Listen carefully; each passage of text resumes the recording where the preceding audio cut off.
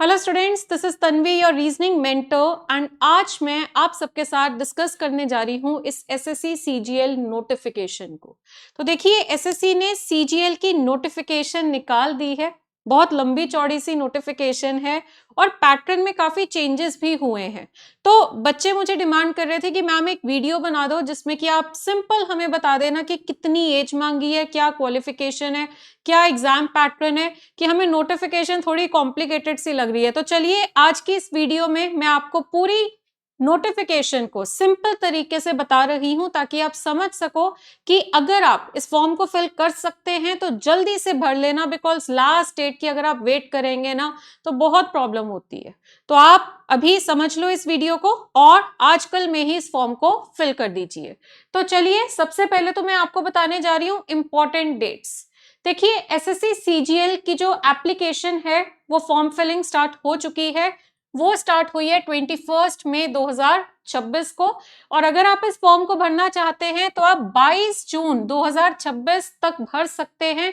उन्होंने ब्रैकेट में 11 PM भी लिखा है। अब कई बच्चे एक तो लास्ट डेट में फॉर्म भरेंगे और लास्ट डेट के भी आखिरी आवर में फॉर्म भरते हैं, तो वो चीज मत करना। 11 PM तक ही आप भर सकते हो, बट 22 जून को भरना ही क्यों है, उससे पहले भर लेना, ठीक है।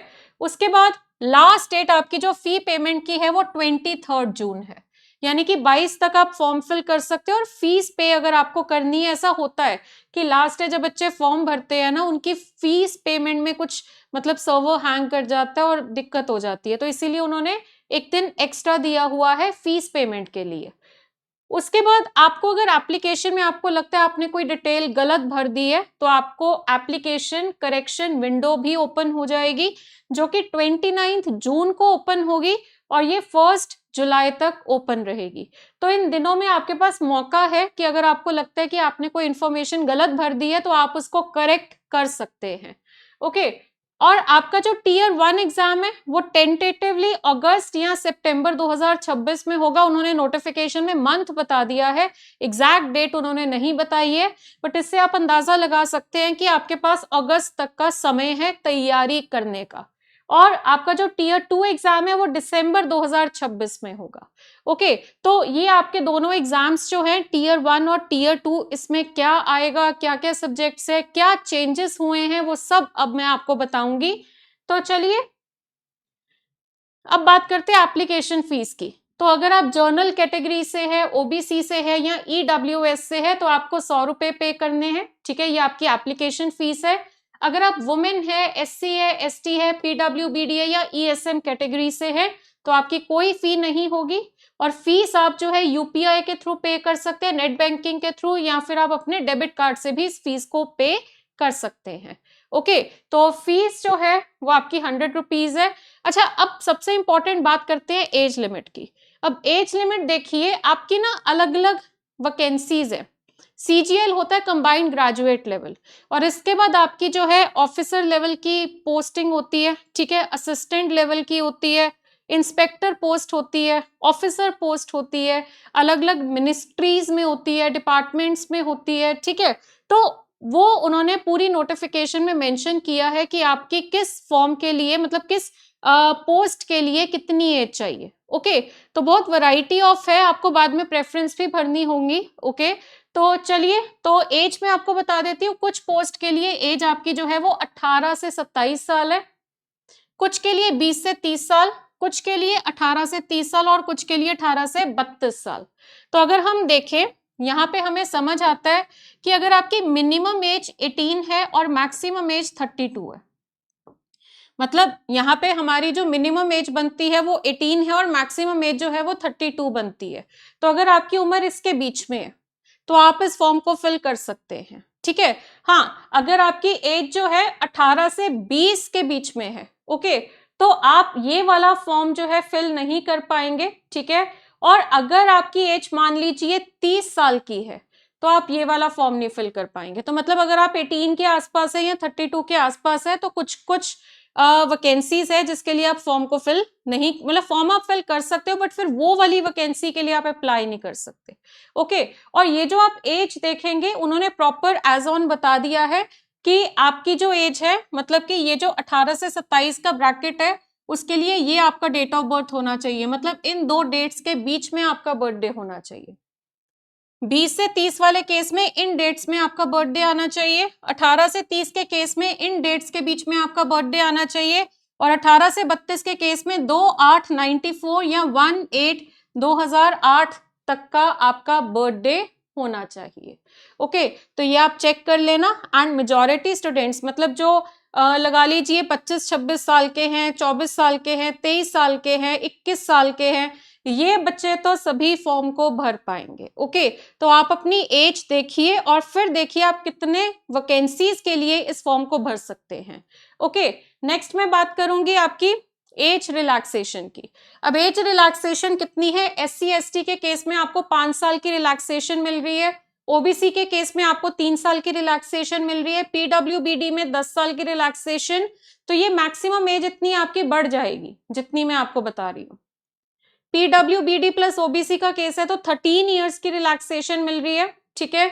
PWBD प्लस SC ST की अगर आपकी रिजर्वेशन है तो 15 इयर्स की रिलैक्सेशन है, और एक्स सर्विसमैन के केस में 3 years after military service deduction. तो वो कैलकुलेट करके आप देख लेंगे कि आप एलिजिबल हैं कि नहीं है। ओके, एडिशनल रिलैक्सेशन है कि अगर आप सेंट्रल गवर्नमेंट एम्प्लॉय हैं, अगर आप पहले से ही सेंट्रल गवर्नमेंट एम्प्लॉय है तो आप 40 साल तक की उम्र तक इस पेपर को भर सकते हैं, ठीक है। अगर आप SC ST हैं, सेंट्रल गवर्नमेंट एम्प्लॉय में रिजर्वेशन है, तो आप 45 इयर्स तक भर सकते हैं, ठीक है। विडो या डाइवोर्स्ड वुमेन जो है उनका अप टू 35 इयर्स है, और SC ST window divorced women जो है उनके केस में अप टू 40 इयर्स की रिलैक्सेशन है। तो आप चेक कर लीजिए कि आपका जो एज का ब्रैकेट है वो कौन सा वाला बन रहा है। Okay, understood. आगे बढ़ते हैं क्वालिफिकेशन। अब जो आपकी क्वालिफिकेशन है वो एज ऑन 1/8/2026 आपने चेक करनी है। बहुत सारी पोस्ट है, मैक्सिमम पोस्ट के लिए उन्होंने सिंपल बैचलर्स डिग्री मांगी है, कोई भी डिग्री हो, ग्रेजुएशन मांगी है, आर्ट्स है, कॉमर्स है, कुछ भी चलेगा, सिंपल ग्रेजुएशन उन्होंने डिमांड करी है, ठीक है, मैक्सिमम पोस्ट्स के लिए। बट हाँ, अगर आप जूनियर स्टैटिस्टिकल ऑफिसर का भरते हैं तो आपकी ग्रेजुएशन जो है उसके साथ क्या होना चाहिए, या तो आपके 60% हो मैथ्स में 12वीं क्लास में, कि आपने 12वीं क्लास में मैथ्स ले रखी हो और उसके 60% हो, या फिर अगर वो नहीं है तो आपकी ग्रेजुएशन में ही स्टैटिस्टिक्स एक सब्जेक्ट होना चाहिए। तो इनमें से कोई एक चीज अगर आपके पास होगी तो आप जूनियर स्टैटिस्टिकल ऑफिसर के लिए अप्लाई कर सकते हैं। और अगर आप स्टैटिस्टिकल इन्वेस्टिगेटर ग्रेड 2 के लिए अप्लाई करना चाहते हैं, ओके, तो आपकी डिग्री होनी चाहिए स्टैटिस्टिक्स में या मैथ्स में, या डिग्री मतलब आपकी ग्रेजुएशन जो है वो मैथ्स में, स्टैटिस्टिक्स में, economics, data science, AI, computer science, ठीक है, इन फील्ड्स में आपकी डिग्री होनी चाहिए। ओके, अगर आप असिस्टेंट ऑडिट ऑफिसर का भर रहे हैं या असिस्टेंट अकाउंट्स ऑफिसर का भर रहे हैं, वैसे उसकी रिक्वायरमेंट तो ग्रेजुएशन ही है, बट हाँ प्रेफरेंस दी जाएगी अगर आपने BCom कर रखी है या MBA कर रखी है या CA कर रखी है या CMA कर रखी है, तो ये डिजायरेबल है, ये प्रेफरेंस आपको मिलेगी अगर आप जो है ये सब चीजें आपने कर रखी है, मतलब इनमें ग्रेजुएशन आपने कर रखी है। ओके, तो ये आपकी क्वालिफिकेशन है। नेक्स्ट आपका पे स्केल। तो देखिए लेवल वाइज देखते हैं। सबसे पहले सबसे ज्यादा वाला लेवल जो है वो लेवल 8 है, जिसमें आपकी सैलरी 47,600 से लेकर 1,51,100, ये स्टार्टिंग सैलरी की मैं बात कर रही हूँ, ठीक है। लेवल 7 में आपकी जो है वो 44,000 से लेकर 42, लेवल 6 में 35,400 से लेकर 1,12,400, और लेवल 5 में 29,200 से लेकर 92,300 तक, ओके। और लेवल 4 में 25,500 से लेकर 81,100 तक। अंडरस्टूड। तो ये आपका सैलरी का लेवल है। अच्छा, अब बात करेंगे एग्जाम पैटर्न की। चलिए अब बात करते हैं एग्जाम पैटर्न की। तो सबसे पहले आपका टीयर 1 होगा, ठीक है। टीयर 1 आपको क्वालिफाई करना है, इसमें आपकी नेगेटिव मार्किंग है 0.50 की। एक सवाल 2 नंबर का है, तो यानी 1/4 की नेगेटिव मार्किंग है। इसमें आपके सब्जेक्ट्स है रीजनिंग, जनरल अवेयरनेस, मैथ्स और इंग्लिश।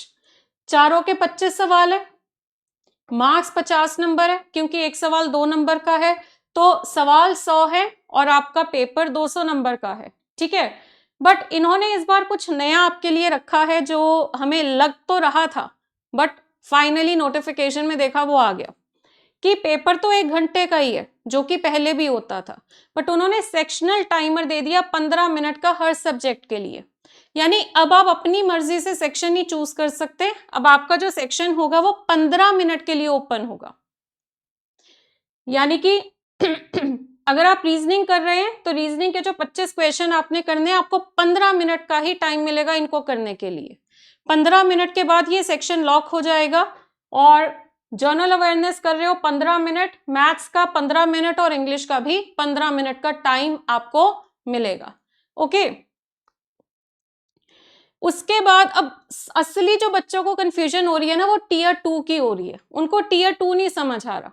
तो चलिए टीयर 2 देखते हैं क्या होगा। पहले आप टीयर 1 देने गए, पेपर देके आ जाओगे, उसका रिजल्ट आएगा, वो जिन बच्चों ने क्वालिफाई किया है, फिर आपका होगा टीयर 2।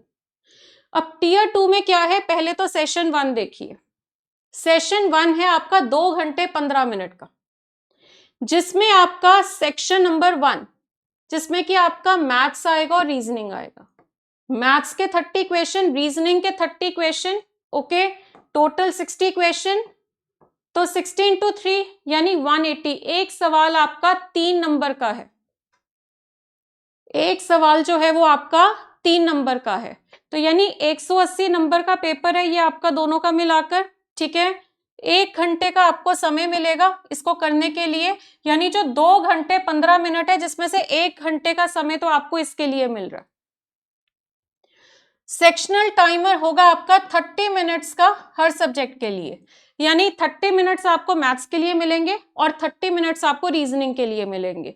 टीयर 1 में आपको कितने मिले, 15 मिनट, यहां पे आपको मिल रहे हैं 30 मिनट। जैसे ही आपका ये होगा खत्म, है ना, जैसे ही पूरा मतलब 1 घंटे का आपका जो पेपर है टाइमर स्टार्ट हो गया, और जैसे ही आपका ये 1 घंटा यानी 60 मिनट्स कंप्लीट होंगे, साथ के साथ ये लॉक हो जाएगा और आपके सामने आ जाएगा सेक्शन 2। इसमें गैप नहीं है, ये एक साथ हो रहा है। सेक्शन 2 जो है उसमें आपका इंग्लिश और जर्नल अवेयरनेस।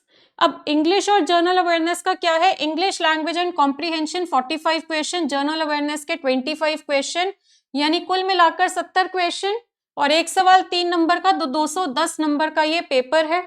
इसके लिए भी आपको 1 घंटा मिल रहा है, इसके लिए भी आपको 1 घंटा मिल रहा है, पर सेक्शनल टाइमर यहाँ पे 40 मिनट का होगा इंग्लिश के लिए। इंग्लिश के लिए अगर मैं बताऊं तो आपका 40 मिनट का टाइमर होगा, और जर्नल अवेयरनेस के लिए आपका जो है वो 20 मिनट का टाइमर होगा। अंडरस्टूड, ठीक है। तो ये आपको 1 घंटा पहले जो हुआ है, ये देखो इसने जो बोला आपको कि सेशन 1 2 घंटे 15 मिनट का है, जिसमें से पेपर जब आपका स्टार्ट हुआ तो फर्स्ट आवर में आपका मैथ्स और रीजनिंग होगा, साथ के साथ वो लॉक हो जाएगा। सेकेंड आवर बिना किसी गैप के एकदम से ही आपका इंग्लिश और जर्नल अवेयरनेस होगा, यानी बात वही आ गई कि 2 घंटे का पेपर है जिसमें चारों सब्जेक्ट फिर से आ गए, ठीक है। अच्छा, अब इसके बाद ये आपके 2 घंटे पूरे हो गए, है ना। जैसे ही ये पेपर आपका मतलब इंग्लिश और जर्नल अवेयरनेस का कंप्लीट होगा, 1 घंटा पूरा होते ही ये लॉक हो गया, और साथ के साथ अगले सेकंड ही आपका कंप्यूटर नॉलेज टेस्ट जो है वो साथ के साथ शुरू हो जाएगा। और ये आपके 20 क्वेश्चन है, एक सवाल 3 नंबर का यानी 60 नंबर, और इसके लिए आपको 15 मिनट मिलेंगे। तो ये बनते आपके 2 घंटे 15 मिनट, यानी आपका जो पेपर स्टार्ट हुआ, पहले घंटे में रीजनिंग और मैथ्स, सेकेंड आवर में आपका इंग्लिश और जर्नल अवेयरनेस, और फिर उसके बाद 15 मिनट का आपका कंप्यूटर नॉलेज टेस्ट। तो 2 घंटे 15 मिनट लगातार आपका पेपर चलेगा। उसके बाद आपको मिलेगी ब्रेक, उसके बाद उसी दिन सेम डे ही थोड़ी देर बाद आपका डेटा एंट्री स्पीड टेस्ट होगा, और इसके लिए भी आपको मिलेंगे 15 मिनट। इसके लिए भी आपको मिलेंगे 15 मिनट। डेटा एंट्री टेस्ट जो है वो थोड़ा सा ब्रेक के बाद होगा, बट सेम डे होगा। तो ये आपका क्या है, पेपर 1। ये आपका पूरा है पेपर 1 और आपका जो फाइनल मेरिट लिस्ट बननी है वो पेपर 1 की ही है, क्योंकि टीयर 1 तो आपको सिर्फ क्लियर करना था। आपके जो फाइनल मार्क्स बन रहे हैं वो देखो 210 का ये और आपका जो है हाँ जी 180 का ये 180 प्लस 210, तो 180 प्लस 210 करोगे तो ये 390 बनता है। यानी आपका जो मेरिट लिस्ट बनेगी वो इन 390 मार्क्स की बनेगी, मतलब आउट ऑफ 390 आपका स्कोर देखा जाएगा।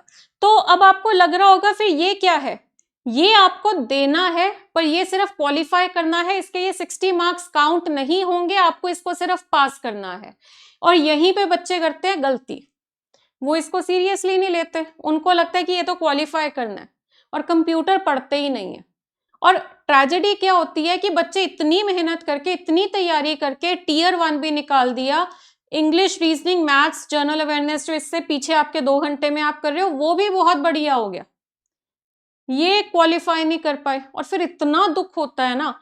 तो इसीलिए इसको आपने सीरियसली लेना है। मार्क्स इसके काउंट नहीं हो रहे वो अलग बात है, इसका ये मतलब नहीं है कि आप इसको पढ़ो ही ना, क्योंकि ऐसी चीजें जो होती है ना ये सबसे ज्यादा काम खराब करती है हमारे पेपर में।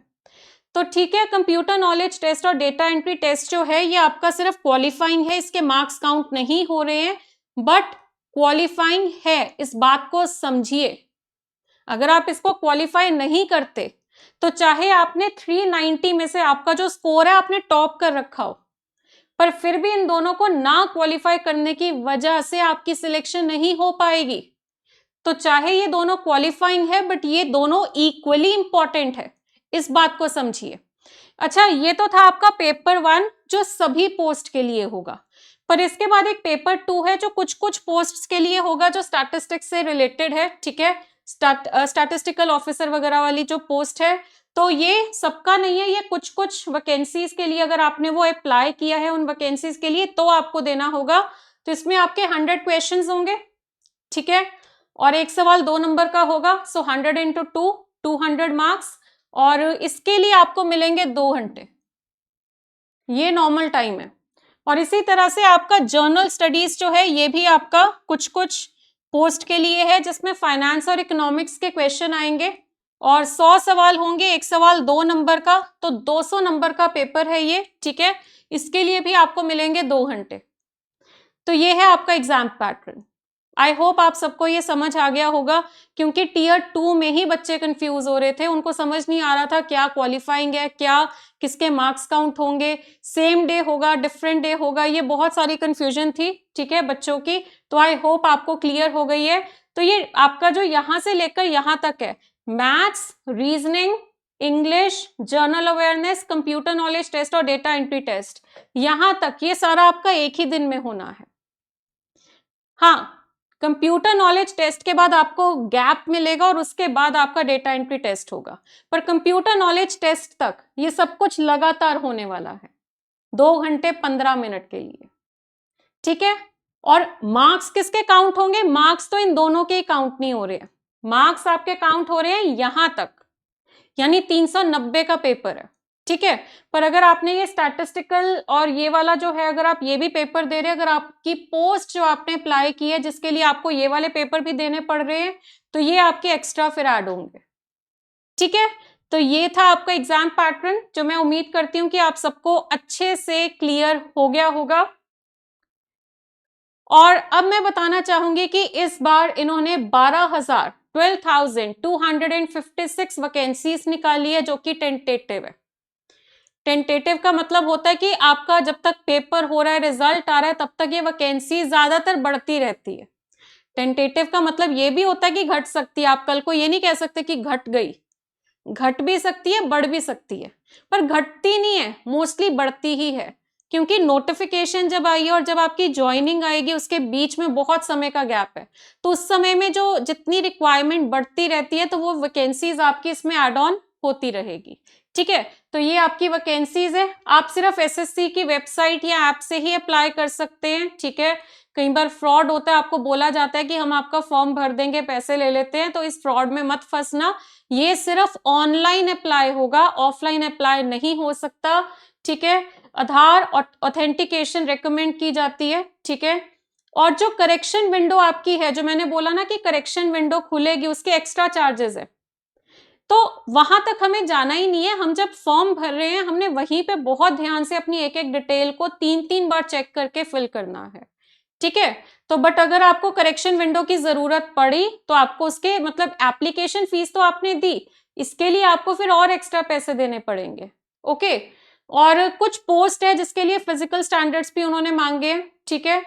और ये फाइनल ईयर ग्रेजुएशन जो है जिन बच्चों की, वो अप्लाई कर सकते हैं। जैसे कि जो बच्चे लास्ट ईयर में हैं, क्या वो इस पेपर के लिए अप्लाई कर सकते हैं? अगर उनका भी रिजल्ट नहीं आया तो बच्चे कर सकते हैं, बशर्ते उनकी डिग्री, मतलब उनको अंदाजा अगर है कि उनकी डिग्री जो है वो 1/8/2026 तक कंप्लीट हो जाएगी, जो कि ऑलमोस्ट हो जाती है। बच्चों के मई तक पेपर होते हैं और 2-3 महीने में रिजल्ट आ जाते हैं, ठीक है। तो अगर आपको लगता है कि इस डेट तक आपका रिजल्ट यूजुअली आ जाता है, तो आप इस फॉर्म को भर दीजिए, चाहे अभी आपका रिजल्ट नहीं आया, ठीक है। तो ये थी आपकी एसएससी की नोटिफिकेशन। आई होप सारी क्लैरिटी आपको हो गई होगी। जो भी आपको डाउट्स थे कि क्या क्या हमें करना है ना, क्या क्या रिक्वायरमेंट्स है, कितनी एज है, क्या एजुकेशनल क्वालिफिकेशन मांगी है, वो सब चीजें आई होप आप सबको बहुत अच्छे से क्लियर हो गई होंगी। सो अब मैं बहुत जल्द इस चैनल पे आप सबके लिए रीजनिंग की फ्री क्लासेस स्टार्ट करूंगी, जिसमें कि मैं आपको एसएससी का सारा सिलेबस, रीजनिंग का मैं स्पेसिफाई कर रही हूँ, एसएससी की रीजनिंग का सारा सिलेबस इस चैनल पे मैं बिल्कुल फ्री में करवाने वाली हूँ। और सारा सिलेबस जो है वो 100% करवाया जाएगा। So all the best students, और फॉर्म भरने में देरी मत करिए, जल्दी से इस फॉर्म को फिल कर लीजिए। Thank you.